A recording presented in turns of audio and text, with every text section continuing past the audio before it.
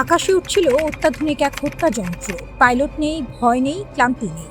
ঘন্টার পর ঘন্টা চক্কর দিতে পারে, হেলফায়ার মিসাইল ছুটতে পারে নিখুঁত নিশানায়। নাম তার MQ-9 রিপার, আমেরিকার আকাশ যুদ্ধের মুকুটমণি। এক একটির দাম প্রায় $3 কোটি। এই রিপারের মোট বহরের 1/5 এখন ধ্বংসস্তূপ। ইরান সেটা করে দেখিয়েছে। কিভাবে শুরু হলো এই যুদ্ধ? 2025 সালের জুন মাসে যুক্তরাষ্ট্র ইরানের 3টি পারমাণবিক স্থাপনায় বোমা হামলা চালায়। এরপর আর পেছনে ফেরার পথ ছিল না। পুরোদমে যুদ্ধ শুরু হয়ে যায়। ট্রাম্প ঘোষণা দিয়েছিলেন ইরানের বিমান প্রতিরক্ষা সম্পূর্ণ বিধ্বস্ত। কিন্তু বাস্তব অন্য কথা বলছে। হিসাবটা কেমন ভয়ঙ্কর। ব্লুমবার্গের প্রতিবেদন বলছে এ পর্যন্ত আমেরিকা হারিয়েছে প্রায় 30টি রিপার ড্রোন। মার্কিন কংগ্রেশনাল রিসার্চ সার্ভিস মাসের শুরুতে বলেছিল 24টির কথা। আসল সংখ্যা তার চেয়েও বেশি। আর্থিক হিসেবে এটি প্রায় $1 বিলিয়ন ক্ষতি। এই যুদ্ধে এ পর্যন্ত মার্কিন খরচ পৌঁছে গেছে $29 বিলিয়ন। কিছু ড্রোন আকাশে গুলি করে ভূপাতিত হয়েছে। কিছু পারস্য উপসাগরীয় ঘাঁটিগুলোতে মিসাইল হামলার মুখে মাটিতেই পুড়ে ছাই হয়ে গেছে। দুটো পথেই শেষ পরিণতি একই, ধ্বংস।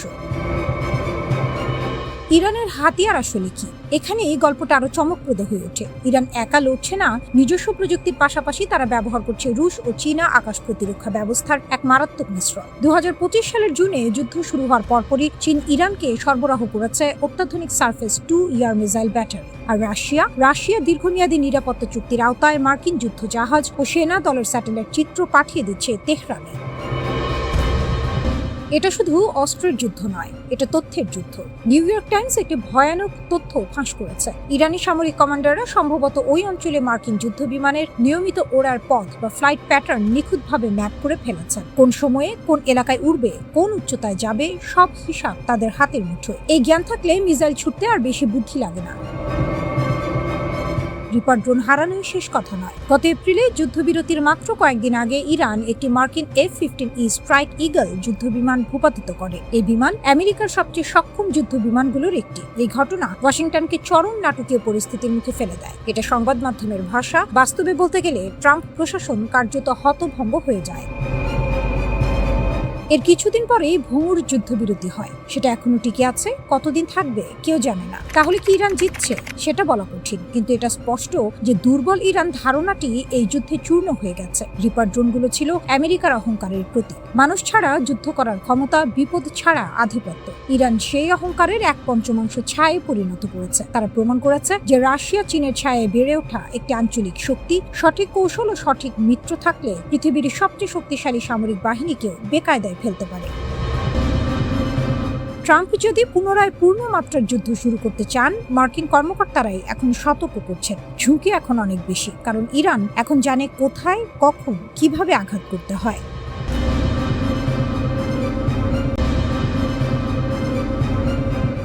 ধ্বংসের ধোঁয়া এখনো কাটেনি, অথচ কারখানায় আবার আলো জ্বলছে। মিসাইলের গর্জন থামতে না থামতেই ওয়েল্ডিং এর ফুলকি উঠছে ইরানের অস্ত্র কারখানায়। যুক্তরাষ্ট্র আর ইসরায়েল ভেবেছিল এবার চিৎ করে দেওয়া গেছে, কিন্তু হিসাব মেলেনি। মার্কিন গোয়েন্দাদের নিজেদের রিপোর্টই বলছে তেহরান ঘুরে দাঁড়াচ্ছে এবং প্রত্যাশার চেয়ে অনেক দ্রুত। গত 28 ফেব্রুয়ারি শুরু হয় সংঘাত। যুক্তরাষ্ট্র আর ইসরায়েলের যৌথ সামরিক অভিযান অপারেশন এপিক ফিউরি ইরানের মিসাইল ঘাঁটি, লঞ্চার আর অস্ত্র কারখানার ওপর ঝাঁপিয়ে পড়ে। দাবি করা হয়েছিল ইরানের 90% সমরাস্ত্র উৎপাদন কেন্দ্র মাটিতে মিশিয়ে দেওয়া হয়েছে। সেন্টকম প্রধান admiral Brad Cooper house armed services কমিটিতে দৃঢ় কণ্ঠে বললেন, পুনর্গঠন করতে ইরানের বহু বছর লেগে যাবে। কিন্তু মাত্র কয়েক সপ্তাহের মধ্যেই সেই দাবির বেলুন চুপসে গেছে। গোয়েন্দারা যা দেখছেন, 8 এপ্রিল যুদ্ধবিরতি শুরু হওয়ার পর থেকে মার্কিন গোয়েন্দা সংস্থাগুলো যা দেখছে, তাতে তাদের নিজেদেরই চোখ কপালে ওঠার দশা। একাধিক গোয়েন্দা সূত্র CNN-কে নিশ্চিত করেছে ইরান কেবল ক্ষত সারাচ্ছে না, সক্রিয়ভাবে নতুন ড্রোন উৎপাদনও শুরু করে দিয়েছে। একটি মার্কিন প্রশাসনের কর্মকর্তা স্পষ্ট করে বলেছেন, আগামী 6 মাসের মধ্যে ইরান তার ড্রোন হামলার সক্ষমতা পুরোপুরি ফিরে পাবে। শুধু তাই নয়, যেসব মিসাইল লঞ্চার মাটি চাপা দিয়ে লুকিয়ে রাখা হয়েছিল, সেগুলো এরই মধ্যে উদ্ধার করা হয়েছে। এপ্রিলে যেখানে বলা হচ্ছিল ইরানের প্রায় অর্ধেক লঞ্চার অক্ষত আছে, সাম্প্রতিক হিসাবে সেই সংখ্যা এসে দাঁড়িয়েছে 2/3। কুপারের দাবি আর গোয়েন্দা রিপোর্টের মধ্যে ফারাকটা এতটাই বিস্তর যে দুটি আলাদা সূত্র সরাসরি জানিয়ে দিয়েছে দুটোর মধ্যে কোনো মিল নেই। গোয়েন্দাদের কাছের একটি সূত্রের কথায় এই ক্ষতি ইরানকে বড়জোর কয়েক মাস পিছিয়ে দিতে পারে, বছর তো দূরের কথা। এত দ্রুত কিভাবে সম্ভব হলো? তেলে জলে মেশে না, কিন্তু রাশিয়া আর চীনের সঙ্গে ইরানের সম্পর্ক সেই নিয়মেরই ব্যতিক্রম। দ্রুত পুনর্গঠনের পেছনে এই দুই মিত্রের ভূমিকা অস্বীকার করার উপায় নেই। চীন যুদ্ধ চলাকালীন সময়েও ইরানকে মিসাইল তৈরির যন্ত্রাংশ সরবরাহ করে যাচ্ছে। মার্কিন নৌ অবরোধে সরবরাহ কিছুটা কমলেও থামেনি। ইসরায়েলি প্রধানমন্ত্রী নেতানিয়াহু নিজেও সিবিএস নিউজে এই তথ্য স্বীকার করেছেন। চীন অবশ্য এই অভিযোগ নাকচ করে দিয়েছে, তবে যন্ত্রাংশের খালি বাক্সগুলো নিজের হয়েই কথা বলে। এর বাইরে আরেকটি বড় কারণ হলো, হামলা আসলে যতটা কার্যকর হয়েছে বলে দাবি করা হয়েছিল ততটা হয়নি। ইরানের প্রতিরক্ষা শিল্পের একটি অংশ শুরু থেকেই সম্পূর্ণ অক্ষত ছিল, অর্থাৎ শূন্য থেকে শুরু নয়, একটা মজবুত ভিত্তির উপর দাঁড়িয়েই ইরান পুনর্গঠন শুরু করতে পেরেছে। ড্রোন এখনকার আসল মাথা ব্যথা। যুদ্ধের আগে ইরানের হাজার হাজার ড্রোন ছিল, হামলার পরও তার অন্তত 50% অক্ষত থেকে গেছে। এখন সেখানে নতুন উৎপাদন যোগ হচ্ছে। এই ড্রোনগুলোই মধ্যপ্রাচ্যে মার্কিন মিত্রদের জন্য সবচেয়ে বড় উদ্বেগের কারণ হয়ে উঠেছে। কেন? কারণটা সহজ অঙ্কের। ইরানের একটি ড্রোনের দাম মাত্র $20,000।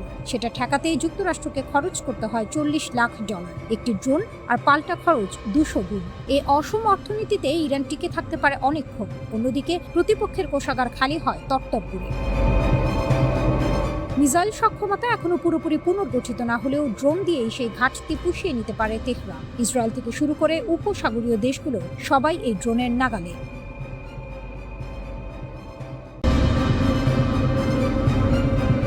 যুদ্ধের আকাশে হঠাৎই যেন বজ্রপাত, শব্দহীন বিস্ফোরণের মতো এক সত্য, যা ধীরে ধীরে স্পষ্ট হচ্ছে, কিন্তু প্রভাব তার বিস্ফোরক।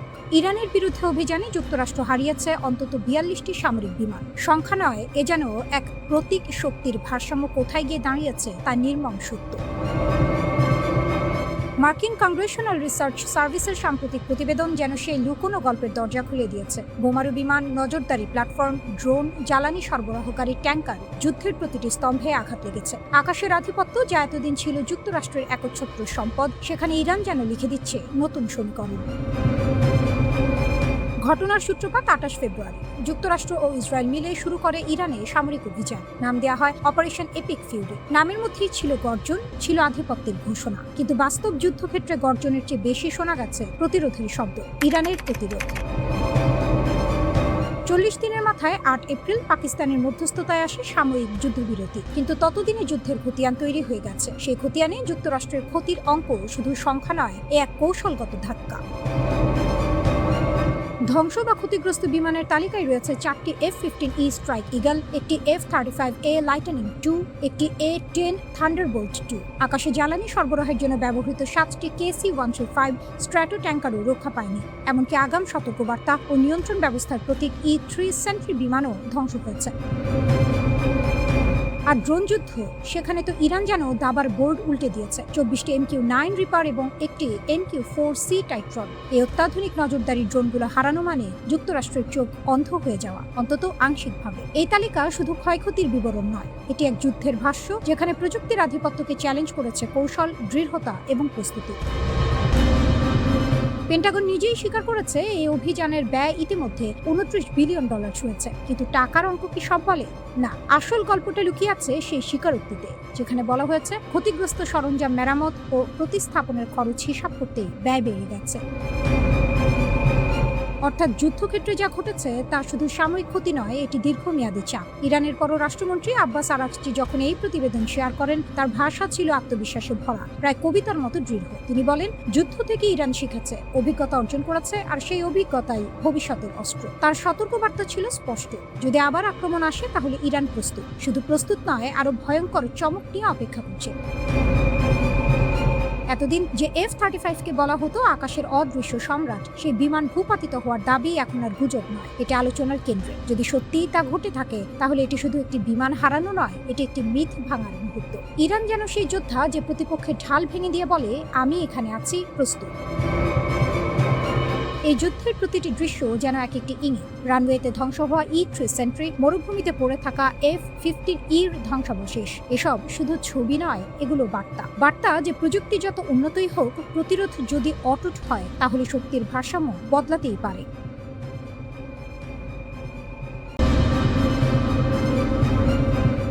90%, এক সংখ্যায় দুনিয়া কাঁপালো তেহরান। সংখ্যাটা ছোট, মাত্র দুটো সংখ্যা, কিন্তু এই দুটো অঙ্ক উচ্চারণ করতেই ওয়াশিংটনের ঘুম উড়ে গেছে, তেল আবিবের বুক কেঁপে উঠেছে, আর বিশ্বের কূটনৈতিক মহলে পড়েছে ভূমিকম্পের ঢেউ। 90%। ইরান পার্লামেন্টের জাতীয় নিরাপত্তা ও পররাষ্ট্রনীতি কমিশনের মুখপাত্র ইব্রাহিম রেজাই একটি পোস্টে লিখলেন, আবার হামলা হলে ইরান 90% পর্যন্ত ইউরেনিয়াম সমৃদ্ধ করবে। কথাটা যেন বাতাসে ছুড়ে দেয়া একটি জ্বলন্ত মশাল। 90% মানে কি? কেন এত ভয়? পরমাণু বিজ্ঞানের হিসাবে 90% সমৃদ্ধ ইউরেনিয়াম মানে অস্ত্র মানের উপাদান। পারমাণবিক বোমা বানাতে এই মাত্রার বিশুদ্ধতা লাগে। 60% পর্যন্ত গেলে সীমিত মাত্রার ডার্টি বম্ব তৈরি সম্ভব, কিন্তু 90% পৌঁছালে সেটা আর ডার্টি বম্ব নয়, সেটা হিরোশিমার ভাষায় কথা বলে।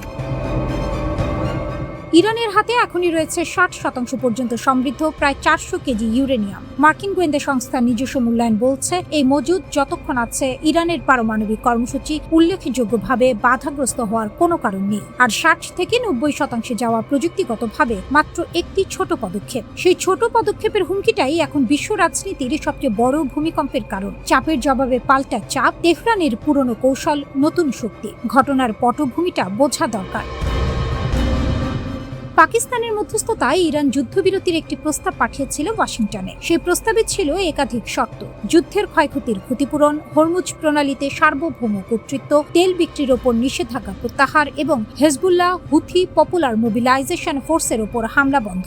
শর্তগুলো কঠিন, কিন্তু ইরানের অবস্থান স্পষ্ট। এগুলো দাবি নয়, ন্যূনতম প্রাপ্য। ট্রাম্প সেই প্রস্তাব ছুঁড়ে ফেললেন, ঘোষণা দিলেন যুদ্ধবিরতি এখন লাইফ সাপোর্টে। নেতানিয়াহু কানে কানে জানিয়ে দিলেন ইরানের শর্ত মানা যাবে না। ওয়াশিংটন ভেবেছিল চাপে পড়ে তেহরান নরম হবে, হিসাব উল্টো হলো। পরদিনই এলো পারমাণবিক হুঁশিয়ারি। ইরান বলল, আবার হামলা হলে 90%। কূটনীতির ভাষায় বললে এটা পাল্টা চাপের সবচেয়ে ধারালো অস্ত্র। যুদ্ধক্ষেত্রে যা পারেনি, আলোচনার টেবিলে সেই কাজটাই করে দিল একটা সংখ্যা। কূটনৈতিক বিশ্লেষকরা বলছেন, এই ঘোষণা হয়তো চাপ সৃষ্টির কৌশল, বাস্তব প্রয়োগের চেয়ে মনস্তাত্ত্বিক যুদ্ধের অস্ত্র। কিন্তু প্রশ্নটা হলো, বাস্তব প্রয়োগ হোক বা না হোক, এই হুমকির মূল্য কি কম? যে দেশের হাতে আছে 60% সমৃদ্ধ 400 কেজি ইউরেনিয়াম, যার পারমাণবিক স্থাপনাগুলো বোমায় পুরোপুরি ধ্বংস হয়নি, যে দেশের বিজ্ঞানীরা এই প্রযুক্তির দরজার ঠিক সামনে দাঁড়িয়ে আছেন, সেই দেশ যখন 90%-এর কথা বলে, তখন সেটাকে নিছক ভাষণ ভাবলে বোকামি হবে। ট্রাম্প বলেছিলেন, মার্কিন ইসরায়েলি হামলায় ইরানের পারমাণবিক স্থাপনা গুড়িয়ে গেছে, কিন্তু মার্কিন গোয়েন্দাদের নিজস্ব মূল্যায়ন ভিন্ন কথা বলছে। উচ্চ সমৃদ্ধ ইউরেনিয়ামের মজুদ অক্ষত থাকলে ক্ষমতা কমেনি বলেই তাদের মত। ইরানের পারমাণবিক হুমকির পাশাপাশি হরমুজ প্রণালীর প্রশ্নটাও ঘুরছে। বিশ্বের 1/5 তেল ও গ্যাস চলে এই পথে। ইরান সেই পথ বন্ধ রাখার ক্ষমতা রাখে, এটা এখন কারো অজানা নয়। যুদ্ধবিরতির শর্তে হরমুজে সার্বভৌম কর্তৃত্বের দাবি রেখেছে তেহরান। এটা শুধু সামরিক দাবি নয়, এটা অর্থনৈতিক অস্ত্র। বিশ্ব অর্থনীতির চেক পয়েন্ট যার হাতে, তার দাবি হালকাভাবে নেওয়ার সুযোগ নেই।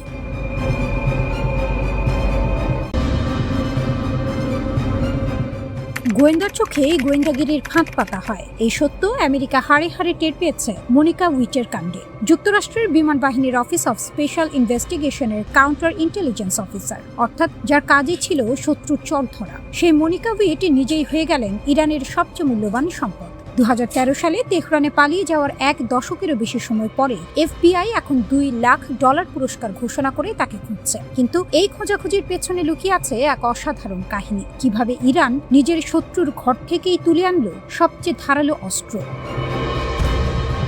মনিকা উইট কোনো সাধারণ কর্মকর্তা ছিলেন না। 2003 থেকে 2008 সাল পর্যন্ত মধ্যপ্রাচ্যের একাধিক অতি গুরুত্বপূর্ণ মিশনে তিনি দায়িত্ব পালন করেছেন। আমেরিকার গোয়েন্দা জগতের ভেতরের খবর, গোপন তথ্য সংগ্রহ পদ্ধতি, এজেন্টদের পরিচয় সবকিছু ছিল তার নখ দর্পণে। এই মানুষটাকেই ইরান সুকৌশলে নিজেদের দলে টেনে নিয়েছে।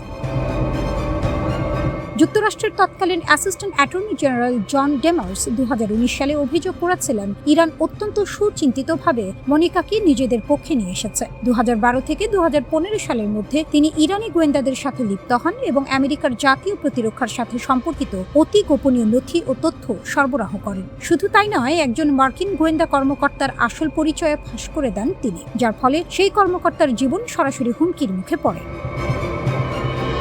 মনিকাকে ইরান যেভাবে কাজে লাগিয়েছে সেটাই তেহরানের কৌশলী মাথার সবচেয়ে বড় প্রমাণ। তেহরানে পালিয়ে যাওয়ার পর ইরানি কর্মকর্তারা তাকে বসিয়ে রাখেনি, ঘরবাড়ি দিয়েছে, কম্পিউটার সরঞ্জাম দিয়েছে, সব ধরনের সুযোগ সুবিধা নিশ্চিত করেছে। শুধু একটাই শর্তে, কাজ চালিয়ে যাও। দীর্ঘমেয়াদী বিনিয়োগে ইরানের এই দক্ষতা চমকে দেওয়ার মতো। যখন পুরো পশ্চিমা দুনিয়া ইরানকে কোণঠাসা করার চেষ্টা করছিল, তখন তেহরান চুপচাপ শত্রুর ঘরের ভেতর থেকেই গড়ে তুলছিল নিজের প্রতিরক্ষার ঢাল। মনিকা উইট সেই ঢালের সবচেয়ে উজ্জ্বল পালক। আমেরিকার সবচেয়ে গোপনীয় গোয়েন্দা তথ্য সংগ্রহ কর্মসূচি ফাঁস হয়ে গেছে তেহরানের কাছে। অর্থাৎ আমেরিকা কিভাবে ইরানের উপর নজর রাখে, কোথায় তার এজেন্ট আছে, কি পদ্ধতিতে তথ্য সংগ্রহ করে, সবকিছুর মানচিত্র এখন তেহরানের হাতে। এই সুবিধা অর্থে কেনা যায় না, অস্ত্র দিয়ে জেতা যায় না, এটা পাওয়া যায় কেবল সঠিক মানুষকে সঠিক সময়ে পাশে পাওয়ার মাধ্যমে। 1 দশকেরও বেশি সময় পরে এফবিআই এখন $2 লাখ পুরস্কার ঘোষণা করছে। ওয়াশিংটনে কাউন্টার ইন্টেলিজেন্স বিভাগের শীর্ষ কর্মকর্তা ড্যানিয়েল ওয়াইরজবিকি বলছেন এফবিআই তাকে ভুলে যায়নি, কিন্তু এই কথা বলতে বলতে স্পষ্ট হয়ে যাচ্ছে আসল সত্যি, এফবিআই তাকে ধরতে পারছে না। ইরানের সংকটময় মুহূর্তে এই ঘোষণার সময়কাল কিন্তু কাকতালীয় নয়। মার্কিন ইসরায়েলি যুদ্ধের পর ইরানের ভেতরের পরিস্থিতি যখন উত্তপ্ত, তখন হয়তো ওয়াশিংটন ভাবছে এই সুযোগে মনিকার কোনো তথ্য পাওয়া যাবে কিংবা ইরানের ভেতরে অস্থিরতা তৈরি করা যাবে। কিন্তু তেহরান এই চাল আগেই বুঝে নিয়েছে। মনিকার কোনো আইনজীবী আছেন কিনা তা এখন অস্পষ্ট, কারণ তার সেই প্রয়োজনও নেই। ইরানের ছত্রছায়ায় তিনি এখন নিরাপদ। আমেরিকার পুরস্কারের টাকা তার কাছে পৌঁছানোর কোনো পথ নেই।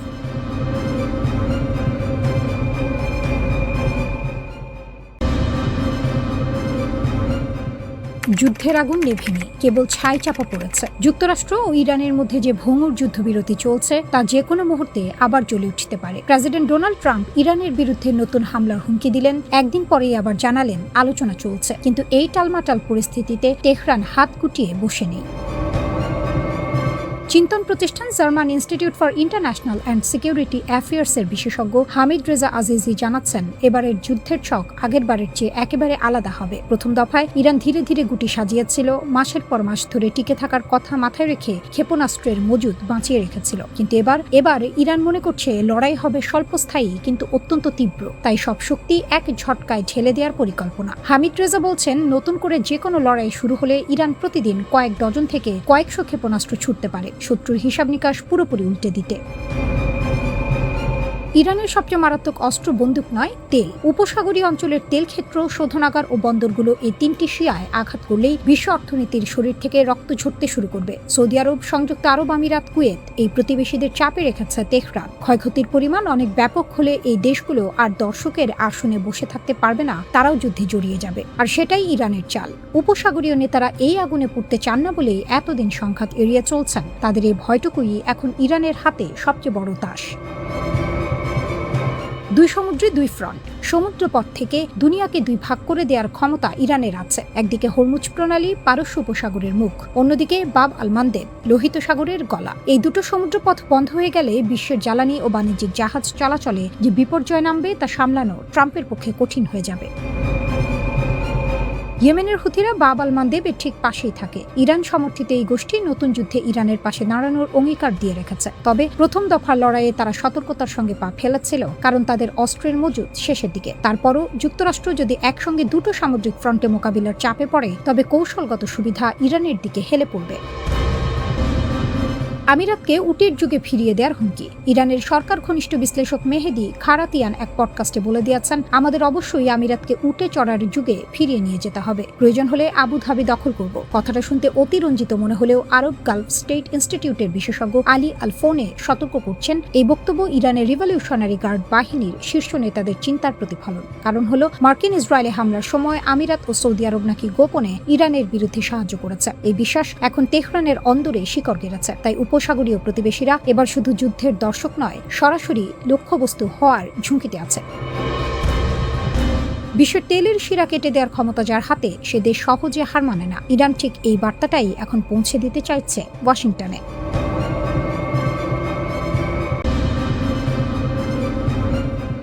শুরুটা যেন দাবার বোর্ডে, ঘুঁটি সাজানো আছে, সৈন্যরা প্রস্তুত, কিন্তু খেলার আসল চালটা যার হাতে, সে এখনও চুপচাপ বসে আছে। আর সেই খেলোয়াড় চীন। পৃথিবীর সবচেয়ে শক্তিশালী সামরিক শক্তি বলে পরিচিত যুক্তরাষ্ট্র আজ এমন এক জায়গায় এসে দাঁড়িয়েছে যেখানে ৩ লাখ ড্রোন বানানোর স্বপ্ন আটকে আছে অন্যের দরজায় কড়া নাড়ার মধ্যে। কেন? কারণ যুদ্ধের নতুন যুগে বন্দুক নয়, ট্যাঙ্ক নয়, ড্রোনই এখন রাজা। আর সেই রাজাকে চালানোর চাবিটা লুকিয়ে আছে খুব ছোট একটা জিনিসে, চুম্বকে। কিন্তু এই চুম্বক কোনো সাধারণ চুম্বক না, এটা তৈরি হয় বিরল খনিজ দিয়ে, নিউডিমিয়াম, ডিসপ্রোসিয়াম, টার্বিয়াম। নামগুলো শুনতে যতটা জটিল, বাস্তবে তার চেয়েও বেশি গুরুত্বপূর্ণ। এগুলো ছাড়া ড্রোন উঠবে না, মোটর ঘুরবে না, টার্গেট লক হবে না, অর্থাৎ যুদ্ধই থেমে যাবে। এখন আসল প্রশ্ন, এই খনিজগুলো কোথায়? উত্তরটা খুব সহজ, আবারও ভয়ঙ্কর, চীনে।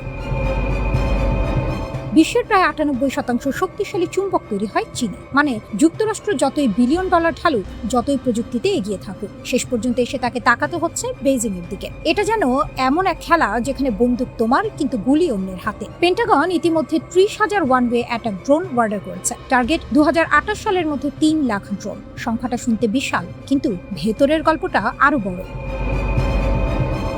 এই ড্রোনগুলোর প্রতিটিতে যে চুম্বক লাগবে তার সাপ্লাই চেইন প্রায় পুরোটা নিয়ন্ত্রণ করছে চীন। অর্থাৎ যুক্তরাষ্ট্রের সামরিক শক্তির এক বিশাল অংশ দাঁড়িয়ে আছে চীনের খনির উপর। আর এই বাস্তবতা সবচেয়ে পরিষ্কারভাবে দেখা গেছে ইউক্রেন যুদ্ধের ময়দানে। ২০২৪ সালে ইউক্রেন ১ বছরে ১২ লাখ ড্রোন তৈরি করেছে, কিন্তু এর প্রায় প্রতিটিতেই ব্যবহার হয়েছে চীনের সরবরাহকৃত চুম্বক। মানে যুদ্ধটা ইউক্রেনে, কিন্তু ছায়া পড়ে আছে চীনের কারখানায়।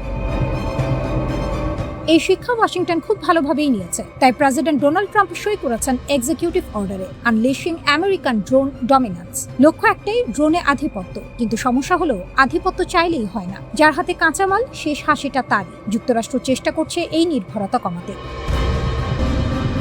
এমপি ম্যাটেরিয়ালসে বিনিয়োগ করছে, রিয়ালওয়েসের মতো প্রতিষ্ঠান গড়ে উঠছে। তারা দাবি করছে চীনের বাইরে সম্পূর্ণ সরবরাহ ব্যবস্থা তৈরি করবে। কিন্তু এখানে এসে খেলা বদলে যায়, কারণ খনি খনন করা কোনো ভিডিও গেম না। যুক্তরাষ্ট্রে একটি খনি চালু করতে সময় লাগে ৭ থেকে ১০ বছর, আর পুরোপুরি উৎপাদনে যেতে লাগে প্রায় ২৯ বছর। যেখানে যুদ্ধের প্রস্তুতি নেওয়া হচ্ছে আগামী ২ থেকে ৩ বছরের মধ্যে, সেখানে কাঁচামাল আসবে ৩ দশক পরে। এটা যেন যুদ্ধ শুরু হয়ে গেছে, কিন্তু অস্ত্র তৈরির কারখানা এখনো নকশা পর্যায়ে। আর এখানেই চীন এগিয়ে। চীন শুধু খনিজ উত্তোলন করে না, প্রসেসিং, রিফাইনিং, ম্যাগনেট তৈরি, পুরো চিন্তাই তাদের হাতে। এটা শুধু শক্তি না, এটা নিয়ন্ত্রণ, একটা অদৃশ্য সুতো যেটা দিয়ে তারা টানতে পারে বৈশ্বিক সামরিক ভারসাম্য। যুক্তরাষ্ট্রের হিসাব বলছে ১৯০০ অস্ত্র ব্যবস্থার প্রায় ৮০,০০০ উপাদানে চীনের তৈরি বিরল খনিজ ব্যবহার করা হয়। মানে শুধু ড্রোন না, জেট ইঞ্জিন, মিসাইল, রাডার, সবকিছুতেই চীনের ছোঁয়া। এখন প্রশ্ন উঠছে, চীন যদি একদিন এই সরবরাহ বন্ধ করে দেয়?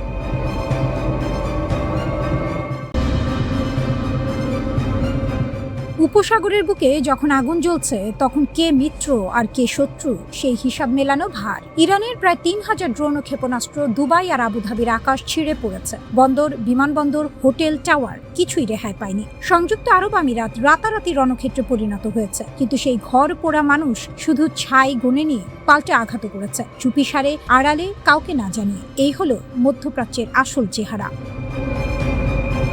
ওয়াল স্ট্রিট জার্নাল পর্দা সরিয়ে দিয়েছে। রিপোর্ট বলছে সংযুক্ত আরব আমিরাতে এই যুদ্ধে নীরব দর্শক ছিল না। সরাসরি সামরিক হামলা চালিয়েছে ইরানের মাটিতে। পশ্চিমা যুদ্ধ বিমান ও অত্যাধুনিক নজরদারি নেটওয়ার্ক ব্যবহার করে এপ্রিলের শুরুতে পারস্য উপসাগরের লাভান দ্বীপে ইরানের একটি তেল শোধনাগারে হামলা চালানো হয়েছে। সেই হামলায় বিশাল আগুন লেগেছিল। শোধনাগারের বড় অংশ মাসের পর মাসের জন্য অকেজো হয়ে পড়েছে। আমিরাত একটিও কথা বলেনি, স্বীকার করেনি, অস্বীকারও করেনি। কিন্তু যে বিষয়টি আরো চমকে দেওয়ার মতো, সেটি হলো এই হামলা হয়েছিল ঠিক সেই সময়ের কাছাকাছি যখন ট্রাম্প যুদ্ধবিরতি ঘোষণা করছিলেন। একদিকে শান্তির কথা, অন্যদিকে লাভান দ্বীপে ধোঁয়া উঠছে। এই দুমুখ খেলার নাম আধুনিক কূটনীতি। মোহাম্মদ বিন জায়েদের হিসাব মেলেনি। ইরান যখন প্রথম আঘাত করে, আমিরাতের প্রেসিডেন্ট মোহাম্মদ বিন জায়েদ সৌদি আরব ও কাতারকে একজোট করতে ছুটেছিলেন। তার হিসাব ছিল সহজ, উপসাগরীয় দেশগুলো একসঙ্গে দাঁড়ালে ইরান দুবার ভাববে, সবাই মিলে পাল্টা মারলে ইরানের ঘুম ছুটে যাবে। কিন্তু রিয়াদ নাকচ করে দিল। কাতার পিছিয়ে গেল, বাহরাইন ও কুয়েত সৌদি আরবের পথ ধরল। ওমান তো আগে থেকেই মধ্যস্থতাকারীর ভূমিকায়। কেউ কেউ মোহাম্মদ বিন জায়েদকে সরাসরি বলে দিয়েছে, এটা আমাদের যুদ্ধ নয়। আঘাতের পর আঘাত সামলে একা দাঁড়িয়ে থাকা আমিরাতের জন্য এই বার্তা ছিল কানে গরম সীসা ঢালার মতো। রিয়াদ আমিরাতের যৌথ হামলার প্রস্তাবকে উস্কানিমূলক বলে উড়িয়ে দিয়েছে। তারা বেছে নিয়েছে শুধু প্রতিরক্ষামূলক অবস্থান, কূটনীতি ও ঢাল তলোয়ার নয়। এই কৌশলগত বিভেদ সৌদি আমিরাত সম্পর্কে আগে থেকে যে ফাটল ছিল তাকে ফাটিয়ে খাদে পরিণত করেছে। কাতার পরিস্থিতি আরো জটিল। রাশ লাফান গ্যাস টার্মিনালে ইরানের হামলার পর দোহায় ক্ষণিকের জন্য পাল্টা আঘাতের কথা ভাবা হয়েছিল, কিন্তু শেষমেশ ঠান্ডা মাথায় সিদ্ধান্ত নিয়েছে সংঘর্ষ নয়, মধ্যস্থতা। তাদের এলএনজি রপ্তানি আর বিদেশি সামরিক ঘাঁটি ইরানের নিশানায়, তাই আগুনে ঘি না ঢালাই শ্রেয়। নেতানিয়াহুর গোপন সফর। এই যুদ্ধের আরেকটি অধ্যায় এখন সামনে এসেছে, যা এক বিস্ময়। অপারেশন রোয়ারিং লায়ন চলাকালে ইসরায়েলের প্রধানমন্ত্রী বেনিয়ামিন নেতানিয়াহু গোপনে সংযুক্ত আরব আমিরাতে গিয়েছিলেন। পর্দার আড়ালে ইসরায়েল ও আমিরাত যে কত গভীরে হাত মিলিয়েছে, এই তথ্যগুলো তারই ছবি আনছে। ইসরায়েল শুধু কূটনীতিই করেনি, আয়রন বিম লেজার প্রতিরক্ষা ব্যবস্থাও পাঠিয়েছে আমিরাতে। আব্রাহাম চুক্তির পর এটাই দুই দেশের সবচেয়ে বড় প্রত্যক্ষ প্রতিরক্ষা সহযোগিতা। এপ্রিলের শেষে আমিরাত সৌদি আরবের নেতৃত্বাধীন ওপেক জোট থেকে বেরিয়ে গেছে। এখন শোনা যাচ্ছে উপসাগরীয় সহযোগিতা পরিষদ জিসিসি থেকেও সরে আসার কথা ভাবছে আবুধাবি।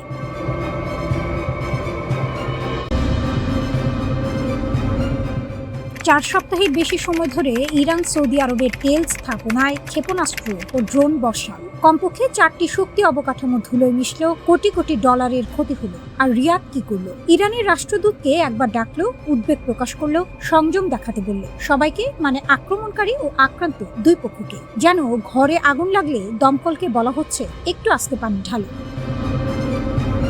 এটা দুর্বলতা নয়, এটা রাজনৈতিক কাপুরুষতা। আর এই কাপুরুষতার মধ্যেই লুকিয়ে আছে ইরানের সবচেয়ে বড় কূটনৈতিক জয়। 8 এপ্রিলের যুদ্ধবিরতির পরদিন সকালে ইরানের পররাষ্ট্রমন্ত্রী আরাকচি 5টি উপসাগরীয় দেশে ফোন করলেন। কুয়েত, সৌদি আরব, বাহরাইন, কাতার ও আরব আমিরাত। এই 5 দেশের প্রত্যেককে ইরান সপ্তাহের পর সপ্তাহ আঘাত করেছে। কেউ ফোন ধরল না, শুধু সৌদি আরব ছাড়া।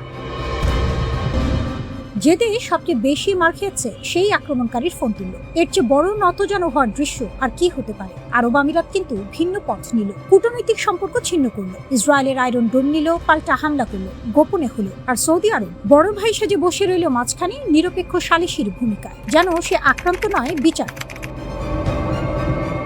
সৌদি প্রিন্স তুর্কি আল ফয়সাল এর পক্ষে যুক্তি সাজালেন। ইরানের সঙ্গে যুদ্ধে না গিয়ে মোহাম্মদ বিন সালমান আসলে ইসরায়েলের ফাঁদ এড়িয়েছেন। তার দাবি, যুদ্ধে জড়ালে ইসরায়েল একমাত্র শক্তি হিসেবে দাঁড়িয়ে যেত। ইরানের ক্ষমতার প্রতি এই নমনীয়তার পাশাপাশি ইসরায়েলের প্রতি সৌদি আরবের মনোভাব ক্রমে কঠোর হচ্ছে। সোমালিল্যান্ডে ইসরায়েল একজন অনাবাসিক রাষ্ট্রদূত নিযুক্ত করল। কূটনীতির ভাষায় এটা তুচ্ছ ঘটনা। রিয়াদ 13টি আরব ও ইসলামী দেশকে নিয়ে যৌথ নিন্দা জানালো। 2015 থেকে শুরু করে বছরের পর বছর সৌদি ইসরায়েল সম্পর্ক স্বাভাবিক হওয়ার পথে এগোচ্ছিল। 7 অক্টোবরের পরেও সৌদি কর্তারা বলছিলেন গাজা যুদ্ধ থামলেই স্বাভাবিকীকরণ হবে। কিন্তু 2025 সালের গ্রীষ্মে বদলে গেল দৃশ্যপট। সরকার নিয়ন্ত্রিত মিডিয়া সুর বদলালো। এখন দাবি হলো স্বাধীন ফিলিস্তিন রাষ্ট্র না হলে কোনো কথাই নেই। যে দাবি রাজনৈতিকভাবে অসম্ভব, সেটাকে শর্ত বানানো মানে আলোচনার দরজাই বন্ধ করে দেয়া। 2026 সালের প্রথম প্রান্তিকে সৌদি বাজেট ঘাটতি রেকর্ড $34 বিলিয়ন। ভিশন 2030 অনেকটাই কাগজে স্বপ্ন হয়ে পড়েছে। তেল নির্ভর অর্থনীতি থেকে বের হওয়ার পথ মিলছে না, কিন্তু ইরান এই পুরো সমীকরণে লাভবান। শত্রু যদি নিজেই বিভ্রান্ত হয়, নিজেই দ্বিধায় পড়ে, নিজেই সুযোগ ছেড়ে দেয়, তাহলে যুদ্ধ না করেও জেতা যায়। সৌদি আরবের এই দোদুল্যমান নীতি তেহরানের জন্য সোনায় সোহাগা। একদিকে হামলা করো, অন্যদিকে ফোন করো, রিয়াদ দুটোতেই সাড়া দেয়। সৌদি আরবের নেতৃত্ব এখন এমন বন্ধুর মুখোমুখি হতে ভয় পাচ্ছে ইরানের, ভয় পাচ্ছে নিজের দুর্বলতার আয়নার। আর সেই ভয়ের সুযোগ নিয়ে ইরান তার আঞ্চলিক দাপট পাকা করছে, একটি ক্ষেপণাস্ত্র না ছুঁড়ে, শুধু ফোনের ওপারে থেকে।